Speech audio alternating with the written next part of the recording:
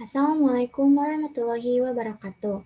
Perkenalkan, nama saya Siti Amalia Suryani dengan NIM 1704477 dari kelas 7 BPGSD.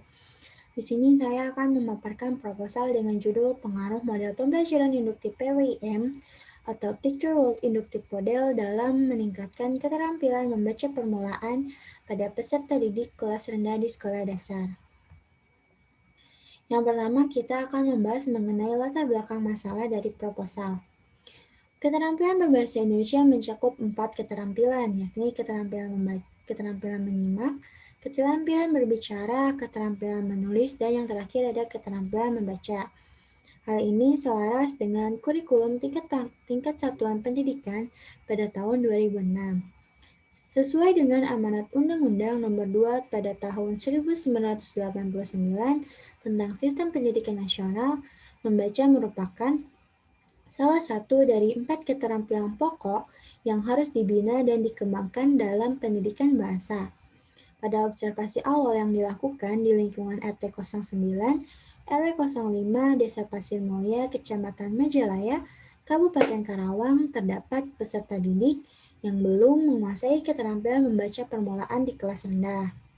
Oleh karena itu, perlu diterapkannya model pembelajaran yang efektif dan inovatif yang dapat meningkatkan minat dan motivasi peserta didik sehingga hasil belajar, khususnya pada pembelajaran keterampilan membaca permulaan dapat meningkat.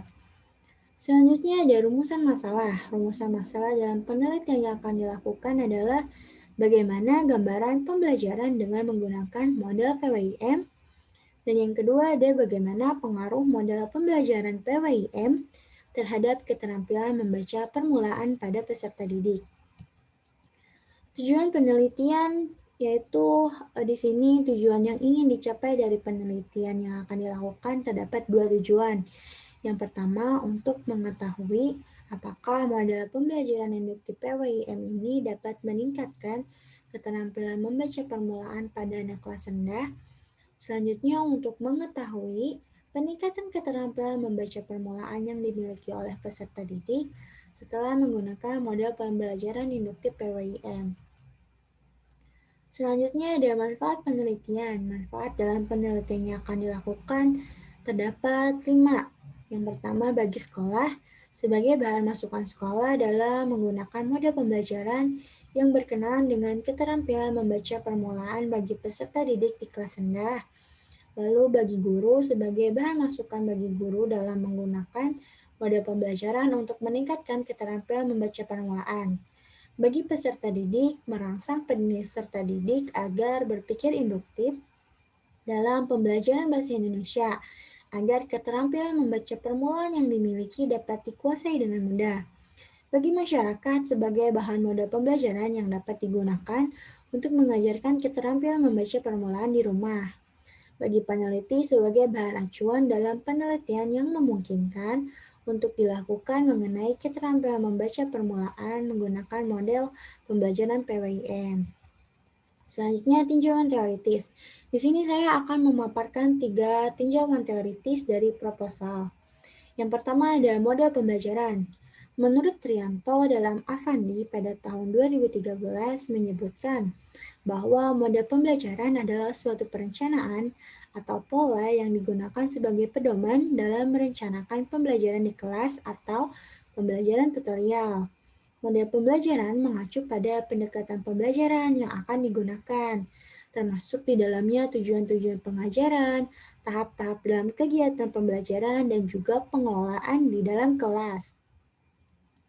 Selanjutnya, menurut Joyce, Weil, dan Calhoun, PWIM adalah model pembelajaran yang kegiatannya meminta anak untuk mengeksplorasi sebuah gambar untuk mengenal kata-kata dengan memanfaatkan kemampuan alamiah anak dalam bidang baca tulis untuk berpikir secara induktif.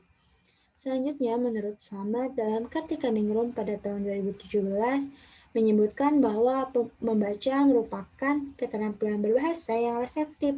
Artinya, bahwa dengan membaca seseorang akan memperoleh informasi, ilmu pengetahuan, dan pengetahuan baru. Oleh karena itu, keterampilan membaca permulaan sangatlah penting dimiliki oleh setiap peserta didik.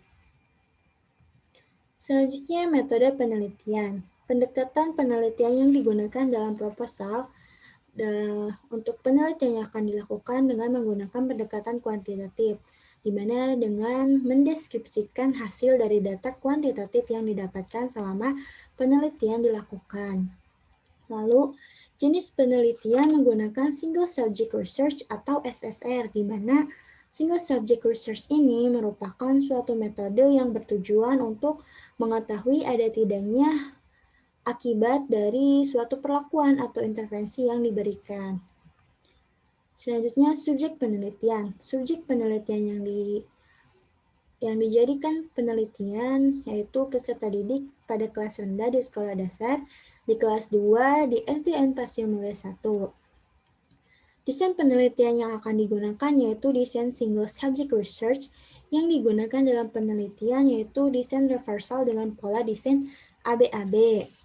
Menurut Sunanto, pada 2005, desain ABAB ini menunjukkan adanya kontrol terhadap variabel bebas yang lebih kuat dibandingkan dengan desain penelitian pada single subject research yang lainnya. Lalu, instrumen penelitian yang dipakai adalah tes pada tahap baseline dan intervensi, di mana pada tahap baseline dan intervensi ini melalui 4 tahapan dengan menggunakan desain penelitian ABAB ini. Yang pertama ada tahap baseline 1, tahap intervensi 1, tahap baseline 2, dan tahap intervensi 2. Selanjutnya yaitu dengan menggunakan pedoman wawancara yang akan diujikan pada anak setelah intervensi dan baseline sudah selesai dilakukan. Selanjutnya ada desain penelitian yang akan dipakai. Di sini ada alur penelitiannya. Yang pertama ada observasi awal penelitian, lalu latar belakang masalah dari penelitian yang diambil, hingga muncullah rumusan masalah dan membuat adanya landasan teori. Selanjutnya ada pengumpulan data, di mana pengumpulan data ini menggunakan tes dan wawancara. Yang pertama, tes dilakukan pada baseline, intervensi, lalu ada baseline yang kedua, dan yang terakhir ada intervensi yang terakhir.